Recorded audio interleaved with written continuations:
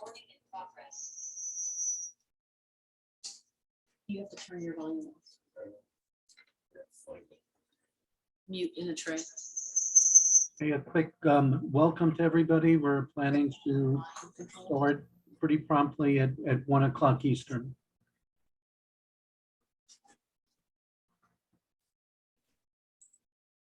If you can't find it, shut down.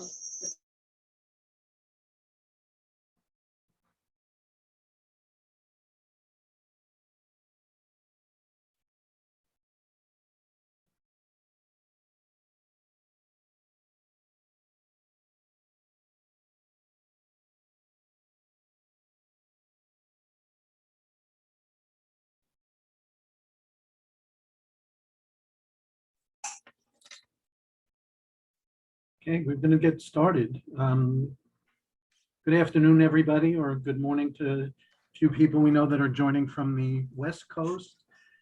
Thanks for joining us to talk about search engine optimization for your business.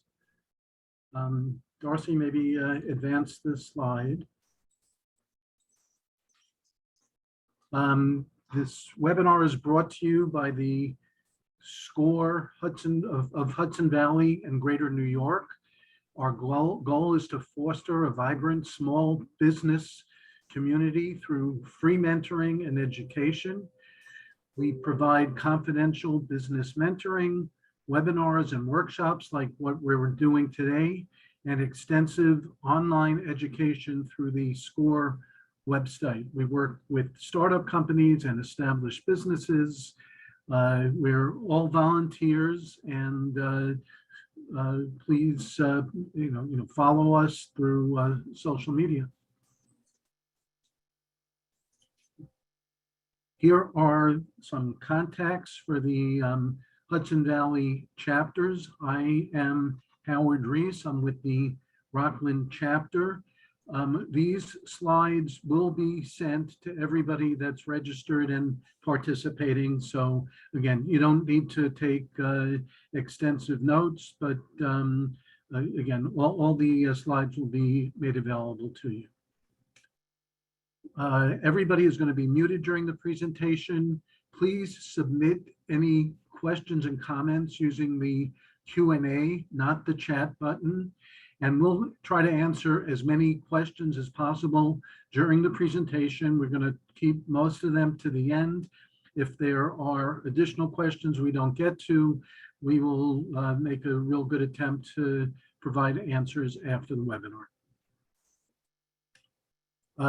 In today's webinar, you're going to learn about best practices for search engine optimization, differences between search engine optimization and search engine marketing, and how to use Google site measurement tools to review your results. We want to help every business owner understand SEO basics, make better decisions with their advertising investments, make sure that their spend is delivering a return on investment.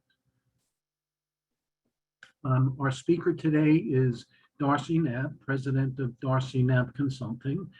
I met Darcy about 12 years ago when search engine optimization to me was a little more magic. Today, it really is a science.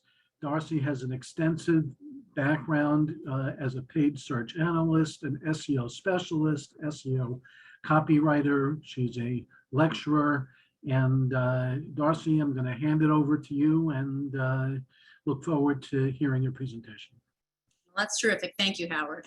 So today we're going to cover SEO and SEM best practices. We're going to walk you through the hows and whys of search engine optimization, and then the strategies you're going to use for search engine marketing, which is your paid search advertising. And we're going to rock and roll. We've got about 6 hours of graduate level material. We're going to cover it all. They tell me we have 45 minutes, so here we go. So search engines. Search engines are the #1 way to get found. 90% of all web traffic starts at a search engine. People put what they want in the address bar and expect to be delivered to the best result possible because that's Google's mission. When we look at who shows up on page 1, internet users, hands down, believe if you're on page 1, You have to be a viable source to solve their problem. So it's all about getting found. When we look at getting found, there are different ways to get your message out to people on the web: organically, which involves search engine optimization; paid ads, which is search engine marketing; referrals, you can get traffic in from other sites that you participate in link exchanges with; social media, fabulous way to get more traffic. And you always want to remember to put your .com everywhere you go on the web. Every time you create a new profile, put up a fresh post, you want to make sure you're always closing it with your .com. We look at other types of media, broadcast. 90% of all TV today is watched on a DVR. When you look at radio, it's completely fragmented between satellite and paid and iTunes. People listen to what they want to listen to. They don't necessarily listen to commercials.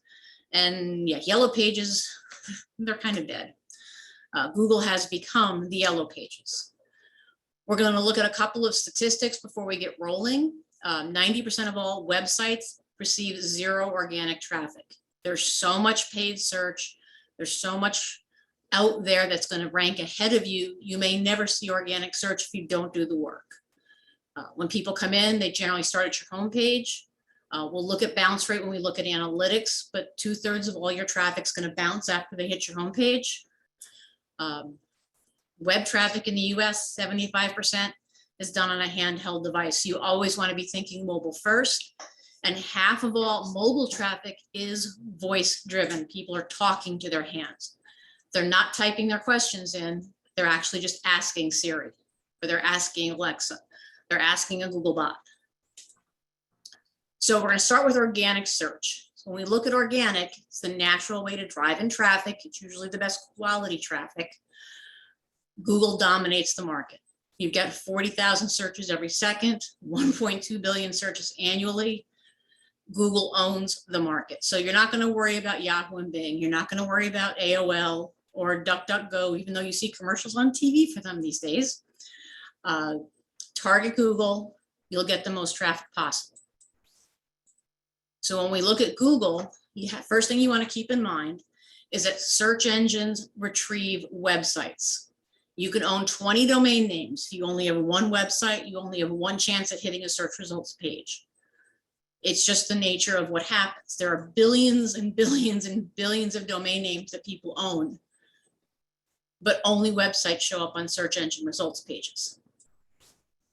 So when we look at paid ads, not paper clips, but pay-per-click, paid ads dominate.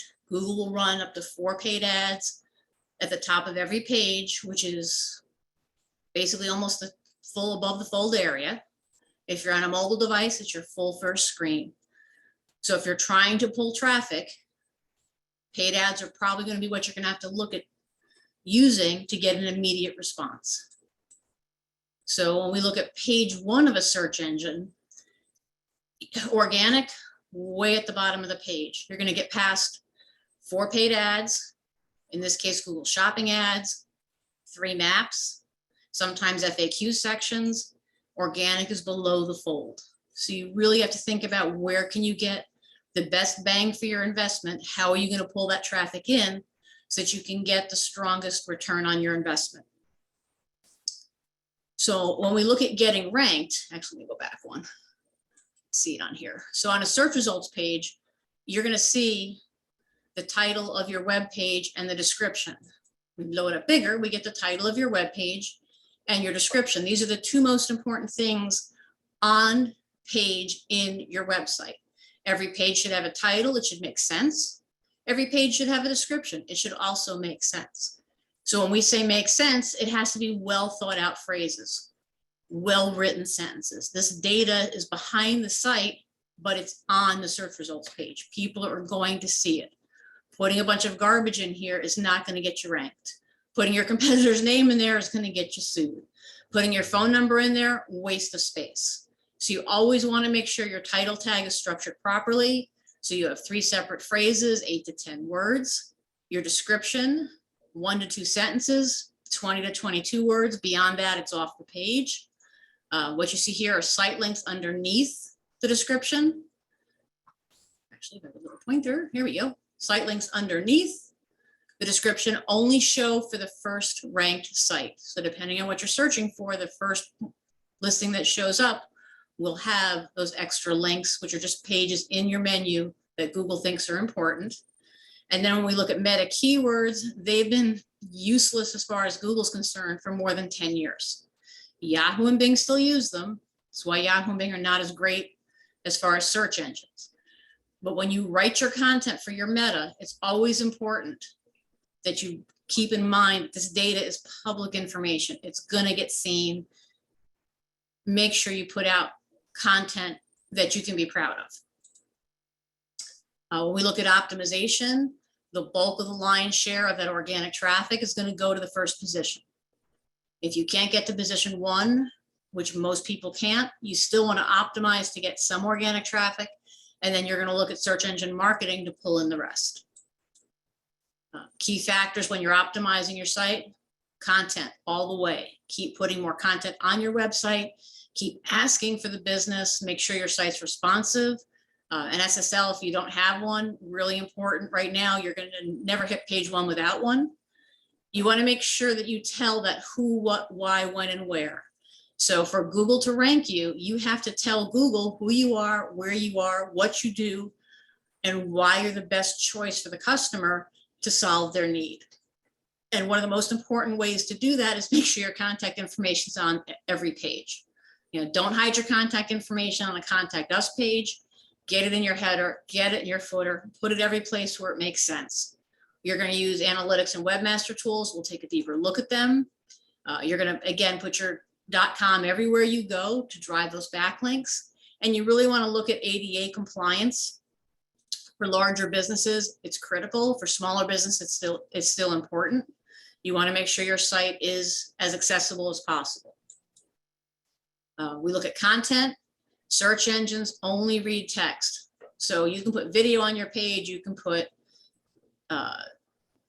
images on your page, you can do anything you want, but the search engine's only going to read the text. So you want to make sure you tell your story. You want to make sure you have good content on your homepage. When we look at how to add content, FAQs are fabulous. Frequently asked questions show up on page 1 of a search results page. So you're going to get your paid ads, you're going to get your Google information, and you're going to get FAQs on a lot of searches. So that question, if you have the question and the answer on your website, you have a shot at hitting page 1 of Google search anywhere in the world. It's a great way to get out there.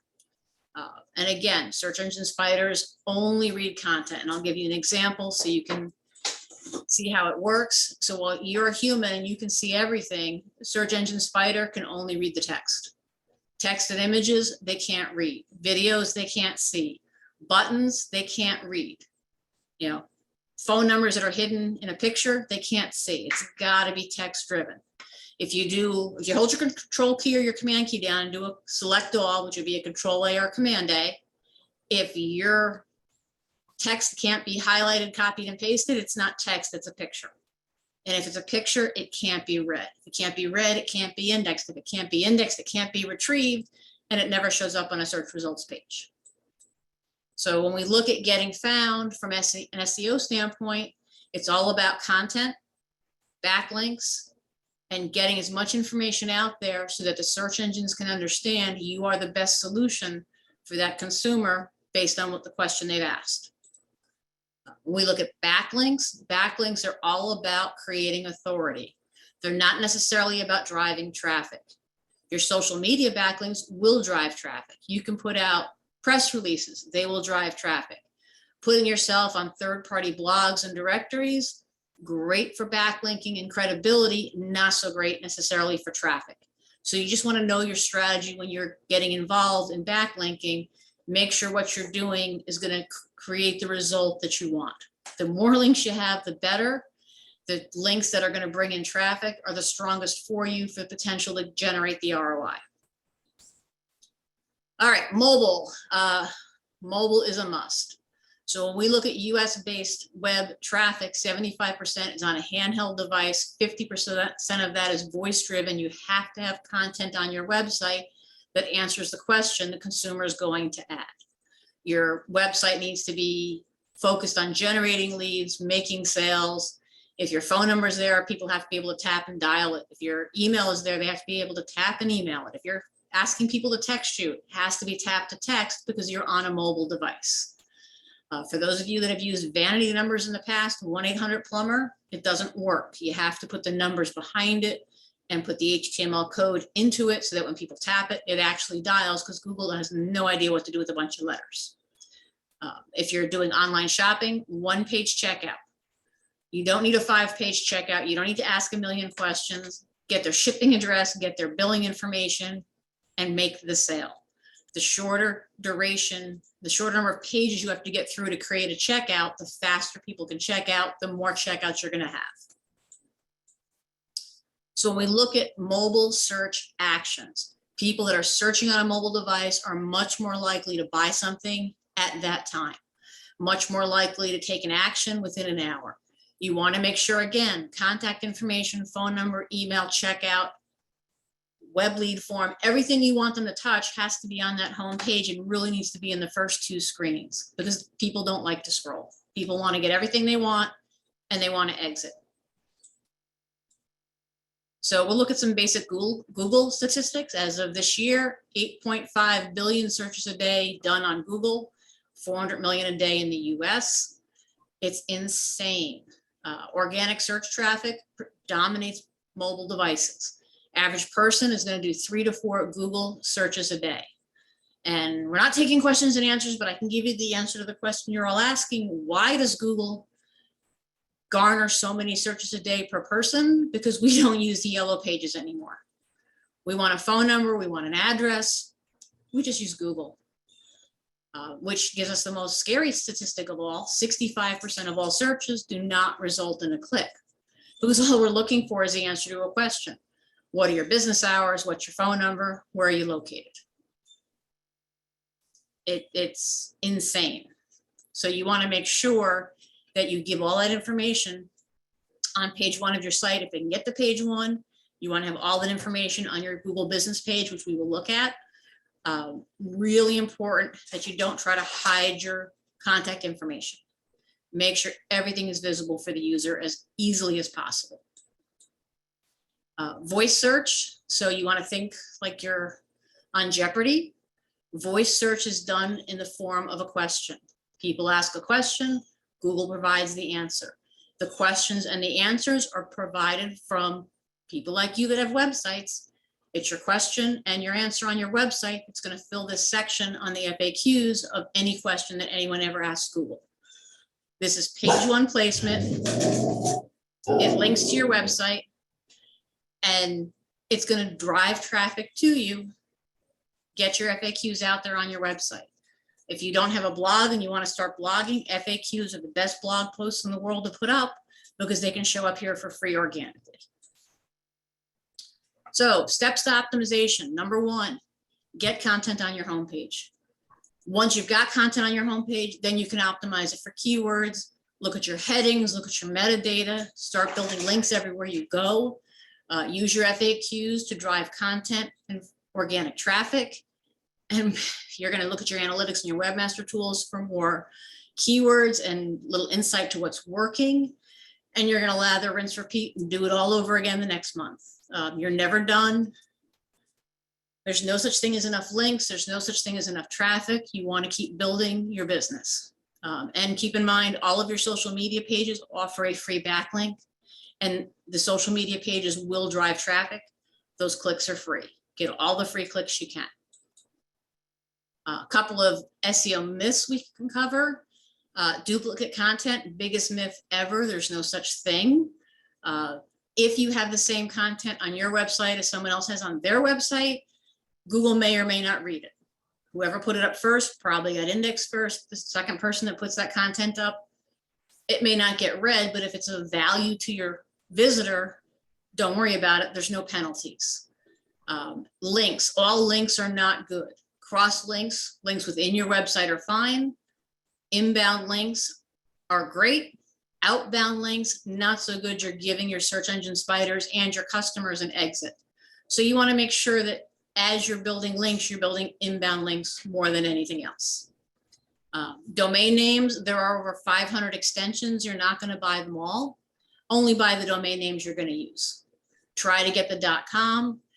If you can't, find something that you're happy with because you're going to be promoting it for a long time. Keyword stuffing does not work. You can actually be penalized from it. When you see a website with content and it's a word, comma, word, comma, word, comma, and it's a bunch of services or a bunch of towns, that's spam.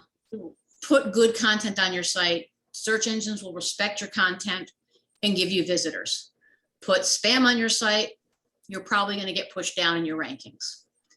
Do not put your competitor names in your metadata unless you want to meet an attorney. It doesn't work. It won't help you rank. It's only going to cause you problems. Right now, there is no video value for search, but there is video value for time on site. Adding video to your website can keep consumers on your site longer.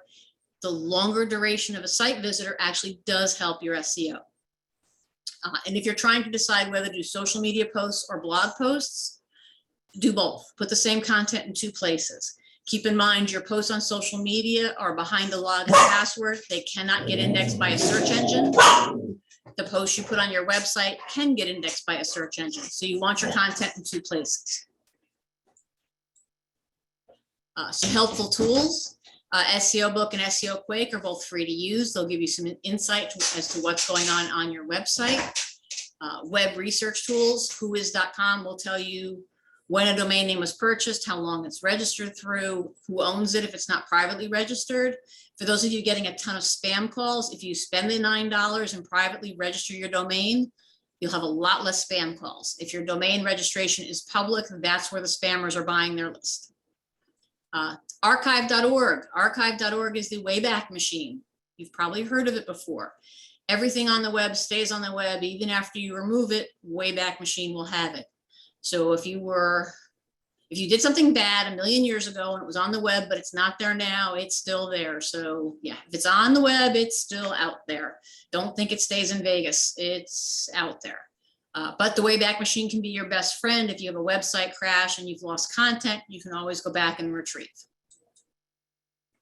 So best practice number 1 to keep in mind, organically, the most important thing you will ever do is build your Google My Business page. Your Google My Business page has your information, your reviews, your hours, links to your website, maps and directions. If you set yourself up as a service area, the directions button will go away. For the women out there, if you don't want stalkers showing up at your house, call yourself a service area. I've given up. I've had stalkers show up. I have a husband, I have dogs, I have guns. It's all good. But keep in mind, this is all public information. If it's out there, people can find you. That GMB page will send you more traffic than pretty much anything else you do on the web ever. It's amazing. And it's free. Free is good. Building your GMB page, just go to google.com/business. Click Start Now and fill it out. You're going to need a physical address for Google to send a postcard to, but you can set yourself up as a service area. So the map and directions button drops off and your address drops off when the page is published. It takes 5 days to get the postcard. You put your PIN number in. It can take up to 48 hours for that page to go live. So don't put your PIN number in and go looking for yourself. You may not be there yet. It's okay. Some more free web tools that you can play with. If you put site : and your .com in, it will give you a page count of how many pages Google's actually indexing. We'll look at Webmaster Tools and Analytics. These are great ways to see what's going on in your website. If you've never done any kind of ADA compliance testing, webaccessibility.com is free. Put your domain name in and it will tell you how close you are to pass versus fail. A good web accessibility score is 70% or higher, unless you are a government entity or an educational facility where you have to be at 100%, and that's a whole nother ballgame. For normal people, north of 70-75% shows you've made an effort, and that will keep the ambulance chasing lawyers off your doorstep. So checking your site stats on Google. So if we're going to put in site : domainname.com, Google will tell us how many pages do you have indexed. This is a great way to see if you have a problem. If you have 20 pages in your website and only 8 are being indexed, something's wrong. If you have 20 pages in your site and 800 are being indexed, something else is wrong. You've probably been hacked and you've got spam in your website. So this is a good way to just test what's going on. It's just site:/yourdomainname.com.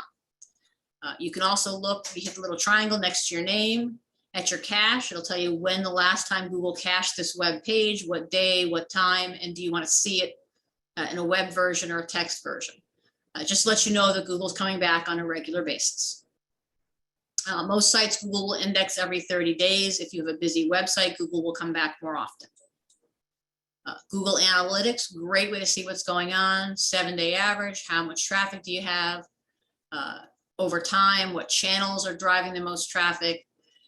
Great information. Bounce rate, again, 67% is the average. If you give your users everything they need to know on your homepage, they don't need to go any further. They can call you, they can contact you, they can check out, they can fill out a form. You don't need them to go to more than one page. You don't care if they bounce, you care if they connect with you. So when we look at this analytics breakout, we have 6,300 visitors in 7 days, time on site 9 seconds. That tells us there's a problem. So yeah, you want to look at analytics and find the problem. That's our problem for this particular website. You know, how much of your traffic is mobile? You can go into your analytics, into your mobile overview, and it will tell you on any given website how much of your traffic is desktop versus mobile versus tablet. Some sites are going to be much stronger on desktop, some are going to be much stronger on mobile. Everybody's a little bit different. Bounce rates are going to be different. Page views per session going to be different. In this case, tablet users are looking at 10 pages versus mobile 2.5 pages versus desktop 1.5 pages.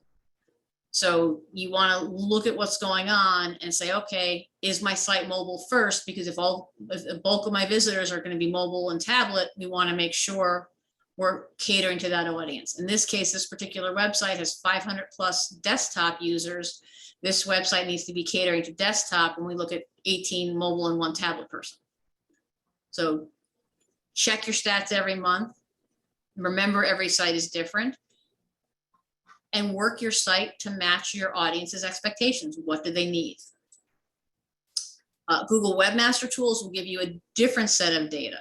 And you can go into your performance stats, look at your search queries. These are the people, what things did people put into a search engine to bring them to your website?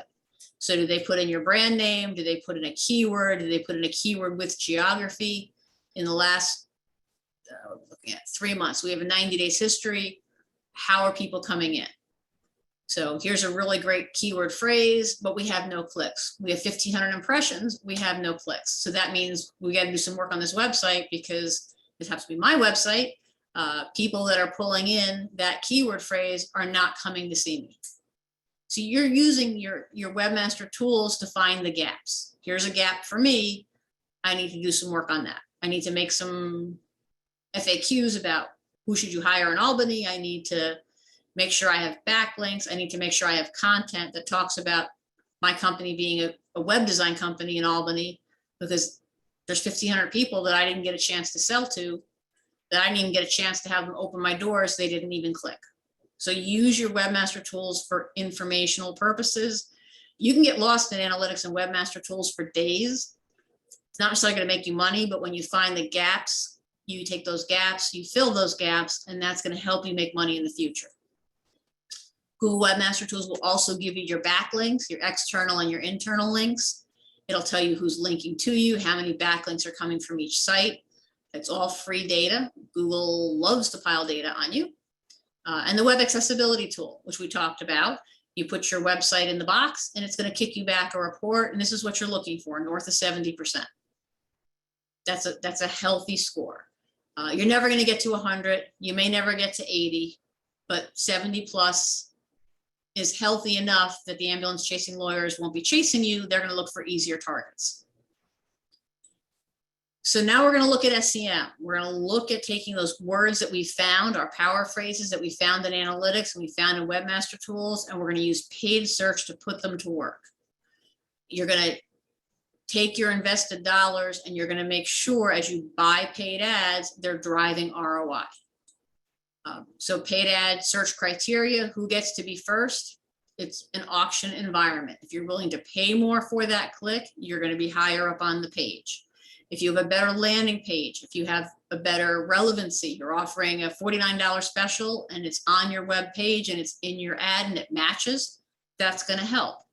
Quality score of your website. If your website is a piece of crap, do not send page search to your website. Send page search to your Google My Business page, because Google gives Google My Business pages great quality scores.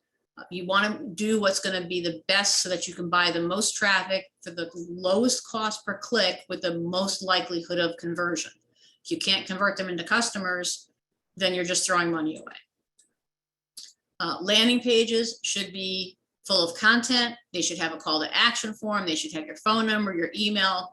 What do you want the customer to do when they land? And if you're going to put an offer, again, if the offer's in your ad, it needs to be on the page for that quality score. And you want credit for all of this traffic. Google knows it's paid traffic. You don't get the same SEO value for paid traffic as organic traffic, but you do get credit for the traffic. So you want to make sure that landing page is part of your website. It's not on some third party. It's part of your website, because this way when the traffic comes in, if it doesn't convert and it's on your website, it can choose a different tab on your website and buy a different service. So good landing pages make for better conversions. So keywords, now we found our power phrases. We know there's traffic because we've been in our webmaster tools and we've seen the traffic. To see the competition, take that phrase you think you want to work with, put it in a Google search bar and see how many other competitors are out there. Who's running ads? How big are they? If the keyword you think you want, when you put it in a search engine, returns Home Depot and Lowe's and Amazon with paid ads, you're not being targeted enough. And if you're going to use a competitor's name and go after their name as a keyword, just be smart about it. Understand that those clicks are going to be much more expensive because you have no quality score. And if there's a trademark involved, again, you might end up meeting a lawyer that you don't want to meet. So keywords. So it's all about your goal, and your goal should always be ROI. So a research word like Windows is never a word you want to use. I don't care who you are. It's too generic. We can look at a window installer. That's a little better, but we don't know if you have a house, a car, an airplane, a tree house. We don't know. When we get into a buying phrase, someone that wants a car window installer, that's a much more ready to buy search phrase. If you're the guy that installs car windows, this is what you want. And it's really important that you buy the right keywords, because something too generic is just going to be a waste of your budget.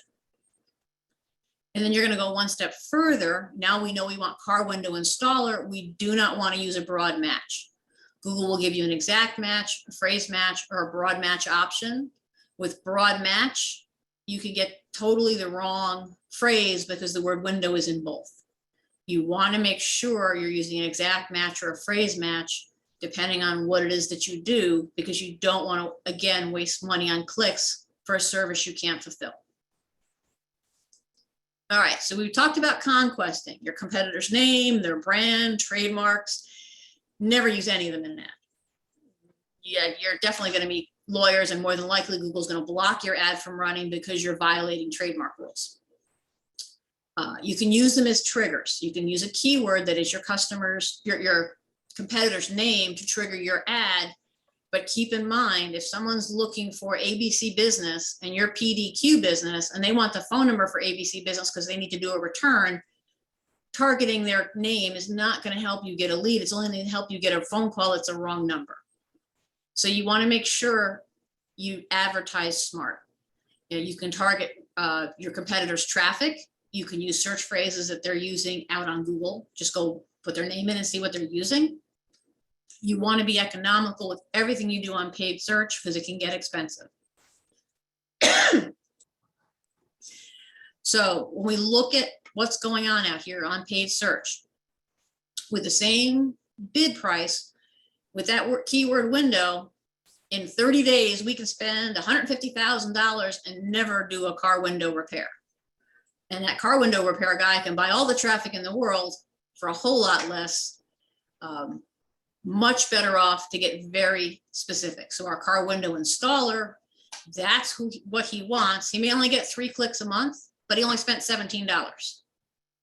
$17 to get those 3 people that need a car window repaired, that's a much better spend. Don't worry about how much you're spending on a click. Spend a little more to get the exact right person, because spending a little bit less to get something generic is not going to deliver ROI. So it's all about look at the math and do it smart.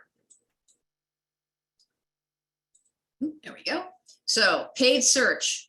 We have all kinds of ads that run on Google and on other sites. On Google itself, beyond Google Shopping, which we saw earlier on the top of a page, these are local service ads. Think Home Advisor, think Thumbtack. If you're on either Home Advisor or Thumbtack, you might actually be here because Google does cross-post those listings until Google has enough Google guaranteed providers in the industry. We have regular Google ads, and then we can have Maps ads. So literally that first page can load up on your desktop and there can be no organic listings. It can be your 3 Google guaranteed, your 3 or 4 Google paid ads, your Google Maps section with the first ad being paid. So you want to make sure if you're doing paid ads, you take a look at the environment you're competing in and be as smart as possible with where you're going to get your ads placed. And if cost is a factor, LSA ads are pay per lead. They're much more expensive than a Maps ad, which is a pay per click. So Google on mobile, ads own the first 2 screens, 2 Google guaranteed ads, 2 Google search ads. Once you get past the first 2 screens, you're going to get FAQs, you're going to get images, you're going to get videos, and eventually somewhere on screen 3, 4, or 5, you might hit an organic listing. Why that's important is because if 75% of the US-based web traffic is on a mobile device and organic is on screen number 5, you have to look at paid to supplement your organic traffic to make sure you can have enough clicks and enough sell-through to stay in business today. Google's put a pretty good mousetrap together. So our local services ads, similar to Home Advisor and Thumbtack, these are pay per call. So the ad loads up, it's the business name, it's the number of reviews, the location, and the phone number. If you click through, it will give a lot more information about your services. It puts pictures out here, but it does not put your website out here. This is strictly pay per call. So a pest control lead might run you $40 to $50. An attorney lead might run you north of $100.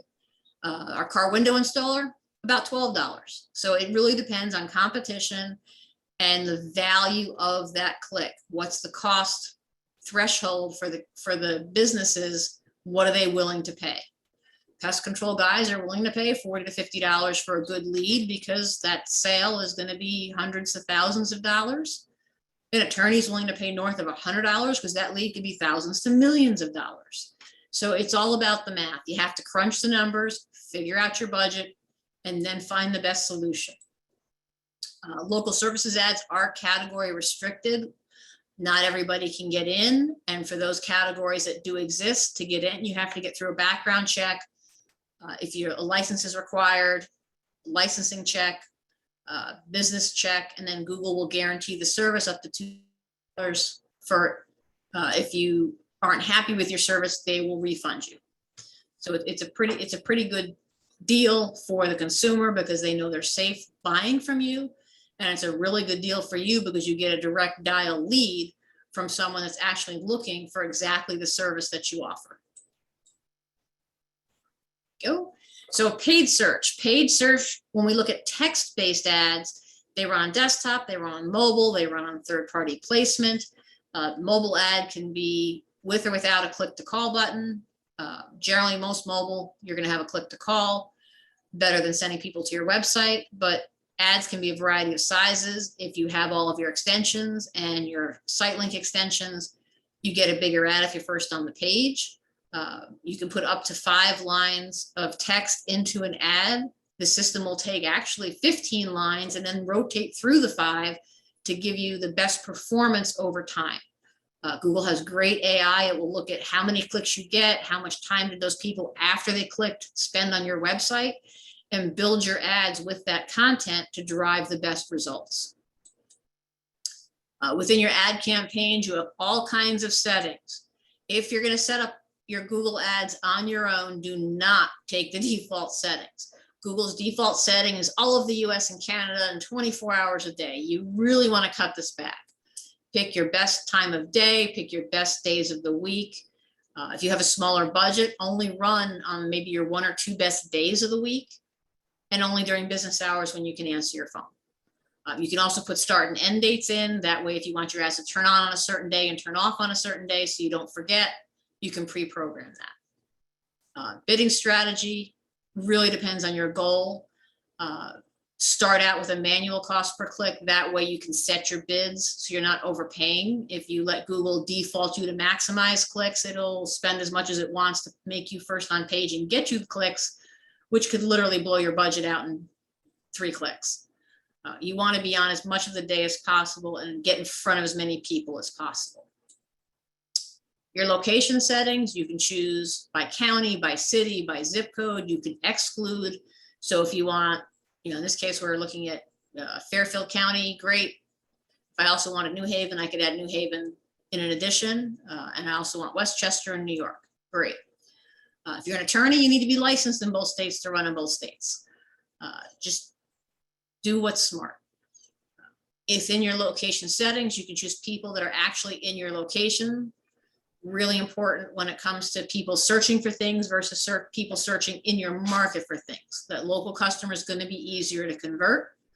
And again, you can exclude things like cities and zip codes. If there's certain places you don't want to go, just exclude them. It's a town you don't want to drive into, that's fine. Just exclude it and you won't get leads from that town. Your ad schedule, you can set it on a day-by-day basis, on an hour-by-hour basis. Google's default is 24 hours a day. For most businesses, you don't need to be on between midnight and 6 a.m. Unless you're doing 24-hour food delivery, in which case you might only want to be on between midnight and 6 a.m. But you can set, again, days and hours. You can vary your budget by day. You can vary your budget by literally time frames. If you know your leads between 10 o'clock and 11 o'clock are stronger, you can weight those bids. You can tell it you want a bid adjustment. I'll pay 20% more for a mobile call during my business hours. You can literally take a call lead and you can go 200% of budget. So if your average cost per click is $8, you're just saying you're willing to pay $16 because you want those calls. There's a lot of intricacies within Google Ads, and you want to make sure that you're doing it smart so you can get the best results.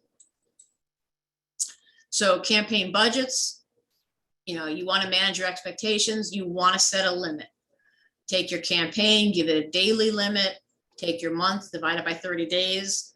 Expect that Google may overspend once in a while. It does have an overspend limit. So if your budget is $10 a day, and Google all of a sudden runs up a $794 bill on you, which is what those teeny tiny numbers say, Google can only charge you your budget, which in this case was $10 a day. Google can only charge you $20.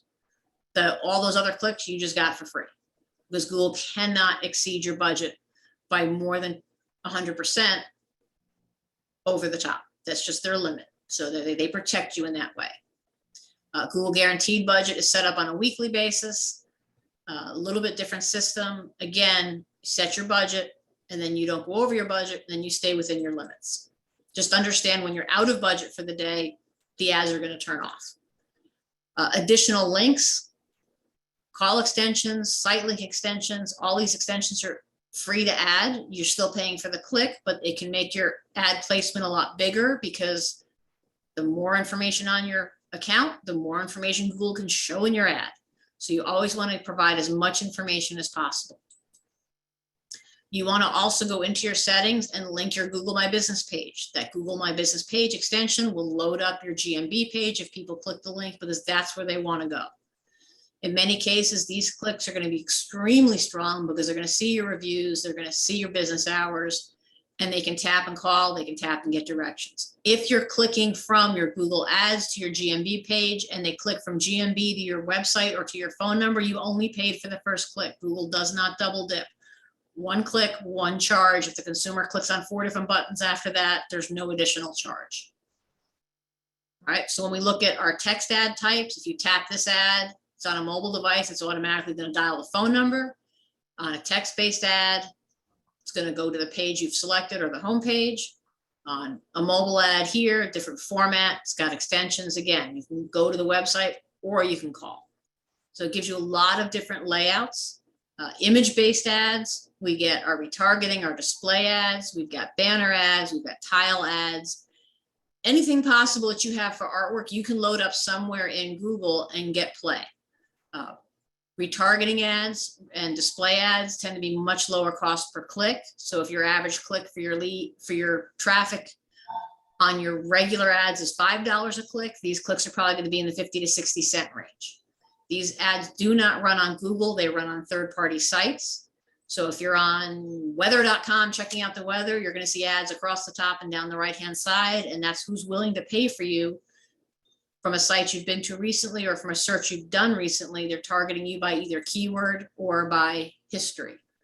So in this case, I was looking at desks at one point, and Amazon is following me, trying to show me more desks. Not a clue why Windows drivers, are chasing me. Probably because my old computer is Windows 7, because I never upgraded it. But those retargeting ads will follow you for 30 days. It's a great way to reach someone that hasn't made a buying decision, but has been on your website looking at a specific product, to keep inviting them back. So those remarketing ads, images, videos, text, lots of information in them. You know, your cost per click, 40 cents, 47 cents, very low cost per click. And it's a very nice impression to put out there and drive people in with. Call only ad, again, they only show on mobile devices. Click to call.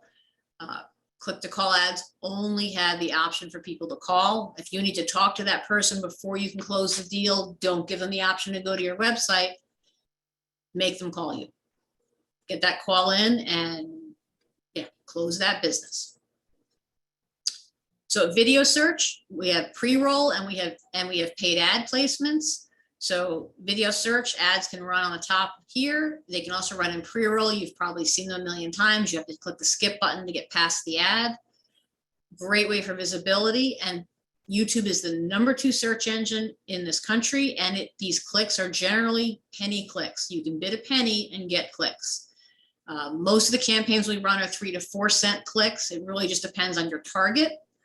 But for pennies, you can drive people into your commercial. You can pay $200 on TV to run your commercial, and people just push the button and click and change the channel. They don't want to see it. Here, you can actually get people to watch your commercials on purpose. For those of you that are going to do paid search, you want to make sure you use a software system to block the bots. In most cases, the average pay-per-click customer will lose 20% of their ad budget to bots. Bots are robots. They're out there clicking on things because they can. Most of them come from out of country. They're designed to disrupt US business. ClickCease is a very low cost way to save a large chunk of your budget. If you need help, you can go to them direct. You can call us. We can help you. No problem. Social media marketing, you need to be here. Get on as many pages as you can, put your backlink in every page. One thing to keep track of as the business owner, your pages are business assets. Could you imagine if you had 50,000 followers and all of a sudden you lose your page? It would be heartbreaking. You want to make sure that you don't let anybody else be an owner on the page, make them all editors or managers. You should be your only page owner. You want to protect the page, those fans, that history, all that information, extremely valuable. So when we look at digital marketing, it is your key to success. It is where you're going to have to go as you grow your business, whether it's Facebook, LinkedIn, any social media site. You want to be a TikTok user, there's 5,000 downloads every minute. If you're big on Twitter, there's 200,000 tweets every minute. It's just insane. This is where people are spending their time. They don't watch TV, they watch YouTube, or they watch Netflix, or they watch Amazon. Traditional media is, for the most part, passé. You've got to look at social media for your future. You've got to look at digital marketing for your future. Best practices, something to keep in mind. Own your assets. So you can check whois.com, make sure you own your domain. Your web designer should not own your domain. Your web marketing company should not own your domain. The newspaper company that built your website should not own your domain. Your little brother should not own your domain. You need to own it, or have the corporation or the company you run own it. It's very important, because if something ever happens to you, who's going to have access? If something happens to the webmaster that used to own your domain name, you're never going to get it back. We've seen it. The worst thing in the world is to have a dead webmaster that owns your domain, because it's a nightmare. The last one took us 2 weeks to get possession of the domain, and the only reason we got it back was the business owner was listed as the technical contact. If you're not listed as at least one layer of contact in your domain, you never get it back. When we look at paid search, do not let a computer run your ads. Do not let a company run your ads that uses computer management. AI is amazing, but it's all statistics, not reality. And I can give you a perfect example. I have a client that sells hair loss products, and one of his hair loss lasers is called a razor. A couple of years ago, Motorola came out with a new little flip phone back in the day, and it was called a razor. And all of a sudden, his traffic blew up, but it wasn't reality, because it was people looking for the new flip phone, not looking for a hair loss product. We had to shut the whole campaign down, because there was nothing we could do that used the word razor that wasn't getting flip phone traffic. So you want to keep it smart, keep a human being involved. Control all the admin access to your social pages. Don't just let an intern have admin access. The intern has a fight with her boyfriend. The boyfriend deletes the page. You don't get it back. There's a lot of scary things out there. And legally source your artwork. You go on Google and you say, I want a free image, and it says, oh, this image is free, and you put it on your website and it turns out it's a Getty image, you're going to get a bill. Anywhere from $900 to $1,200 for a single image, single use, without a license. So just because Google says it's free doesn't mean it's free. Buy your images. They're anywhere from $3 to $5 on most websites. Stock artwork is cheap. Don't steal it. You'll get caught. Buy it. And one final note, just look at what's happening to consumers. Shift has happened. Consumers are spending their time with digital media, digital TV, digital social pages. We are progressing from a country that 4 or 5 years ago was dominated, 4 hours a day watching TV. It's flipped the other way, and it's just going to keep getting stronger. So you want to make sure if 60% of US media time is spent on digital devices, that at least 60% of your ad budget is spent where the people are. Go fish where the fish are. It's not a hard thing to figure out. If you need help and you have questions, feel free to reach out. There is no such thing as a stupid question. I love the interesting questions, because I take them and turn them into FAQs on my website. So please send them all over. Howard's going to collect all the questions that we don't get a chance to answer now, and make sure that we have them on and can send them back to you in a Word doc, so you at least get all your answers. And I think Howard's got questions. I do. Darcy, first, thanks so much. Tremendous amount of information, but let me just jump into some of the questions. One question that came in a couple of times. Please explain to folks what SSL is. SSL is the HTTPS. It's the S in your browser. It translates into a secure socket layer. That's what the SSL stands for. When you go on a website and the browser says http://yourwebsite.com without the S in the browser, the site is not secured. You'll actually get an alert in most Chrome browsers that say, do you want to proceed to this website? It's not secured. Very important. It used to be optional. It's kind of important these days. Without that SSL in your site, without that encryption in your browser, any web form that you complete on that website could go anywhere. Thanks, Darcy. Several people asked that. Another question. How does YouTube compare to Google as far as what most people use to do a search? Okay, so YouTube is the #2 search engine, well behind Google. YouTube's most popular searches are how-to. How do I change a tire? How do I make a pancake? Google's searches are more consumer driven. Where can I buy? Where's the best pizza? How do I find the closest Home Depot? It's very different type of strategy.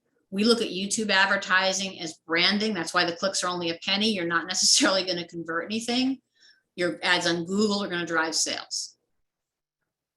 Darcy, you talk about position 1, but what are your thoughts on position 0? If you're not on the page, you don't get any traffic.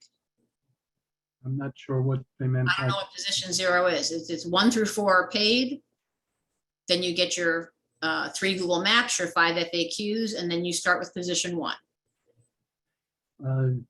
One person asked that they have a WordPress website. Some pages can't be indexed. Why? Because they've done something wrong. Okay. Odds are the page is set to private. If the page is private, it can't be indexed. If the page is set to draft, it can't be indexed. If it's in the trash can, it can't be indexed. If it's an active published page, as long as it's not an empty page, it will get indexed. Why would anyone want to hide their contact information? It sounds counterintuitive. I could show you a photographer's website, and there is not a phone number or a location anywhere on her website because she's a single female and she doesn't want it out there. And I can tell you she's never going to have traffic on her website because nobody's going to believe she's legitimate, but she doesn't want her phone number out there. My answer to her was go get a burner phone at Walmart, put the burner phone number out there, let it go right to voicemail and call people back, but at least get a phone number out there. I could tell you half the websites I see, the contact information is on a contact us page. Get it on your homepage. Get it at the top of your header. The first thing that loads up on a mobile device is your header. Should be your logo, your phone number, your email, and your address. Darcy, if another website links to your site and you Mhm. don't want them to, what do? You can't do anything about it. Anyone can put a link on their website and link to your website. It's actually beneficial to you because you can get their traffic. But there's no law about stopping someone from linking to you. Generally, they won't because it hurts them. It gives an exit point for their customers. It gives an exit point for their search engine spiders. You can send a cease and desist and ask them to remove you from their website. But it doesn't hurt you. Darcy, the questions are coming in faster than I can read them, which is a good thing. Like I said, copy them, paste them, put them in a Word doc, send me the laundry list. I'll answer them all and you can send everybody back all the answers. I don't have a problem with that. Just quickly, different Go ahead. homepage and a landing page. Homepage is the first page on your website. It is your .com page. A landing page does not have to be your homepage. A landing page can be if someone's looking for dog boarding and your website your homepage says dog boarding and dog agility and dog training and doggy daycare, your landing page is going to be that dog training page that you're going to send people to when they click on an ad that says, would you like dog training? They say yes, you send them to that landing page. A landing page can also be built by certain pay-per-click companies where it's a third-party page. It's just a framed out page that sits on their server. You don't get credit for any of the traffic. They control the lead generation and send you the forms. You want the page to be on your website. A landing page is any page on your website that you're sending traffic to in lieu of your homepage. Because your homepage has everything on it. Your landing page is targeted. If you're trying to close the business, you want to be targeted. Darcy, please flip back to the contact page while I ask the next question. Sure. And the question about downloading the presentation, this will be sent to all attendees. Yes, it's going to be made available. There's a question, is there a consultant that can help? Yeah, Darcy's a great consultant and you see her contact information. Here's a good one. What's a reliable site to buy stock images? Depositphotos.com. About $5 on average. Canstockphoto.com. CAN stock photo, no S on the end. The same images that are on Getty Images for $70 are on CanStock, and deposit photos for the $5 range. And a $5 is a full web license. Be careful when you buy your images. If you just buy a bunch of images for social media, they're about $1 a piece. If you're buying them with a web license, they're more like $5 a piece. Darcy, I'm going to just ask one more question, and this one's from me. But if I'm a small company, how do I compete with larger companies that may be going after the same keywords? So you want to look at, again, go to Google, put your keywords in. So if you're the pest control company and you're the little guy with one truck and you can't beat the Orkins and the meerkats and the big dogs, don't fight that battle. Look at what you want, look at your budget, and you might do better. Again, if you're a service provider with the local services ads, buy 2 calls a week, don't buy 200 clicks that are overpriced. I mean, the most important thing is to have someone that knows what they're doing, look at your business model, look at your budget, and give you the best combination of ads to get you to ROI. It doesn't do you any good to spray and pray and buy a high-level keyword and burn up your clicks fast if you can't close the business. Now, if your phones are answered from 9 to 5, but sometimes your phone person comes in later, leaves early, run your ads 10 to 4. You know, if they take a lunch hour, great, run your ads 10 to 12 and 1 to 4. Break up your days so that there's always someone to answer the phone, because you have to remember the average person is going to click on 3 or 4 paid ads if they can't get a solution. You know, there's a raccoon in their attic and you're the first person they call and you don't answer your phone, they're calling the next guy. They're not waiting for you to call back. They're not leaving you a message. They need to get the raccoon out of their house. So you want to look at your business model and what makes the most sense. Are you looking for long-term branding? Can you afford to spend $1 a day on YouTube to bring in 50 to 100 visitors to watch your commercial every day? Or do you need to be, are you the attorney and you need to spend $100 a lead to get that call in, to get that new customer, and you buy 1 a week? Darcy, we're at the top of the hour, so I'm going to say thank you, but also thank you from SCORE, the Hudson Valley SCORE, and from the approximately 300 people that are joining us. There is a webinar next month on do-it-yourself marketing tips. It's on Wednesday, September 14th. Again, we will distribute these slides and we will look to try to answer any of the questions we didn't get to today. Thank you, Darcy. And Oh, you're welcome. quick thanks to the SBA, which is the sponsor for SCORE. And thanks for spending an hour with us, everybody that's on the web. And wish you a good rest of your day and happy marketing. Thanks, everybody.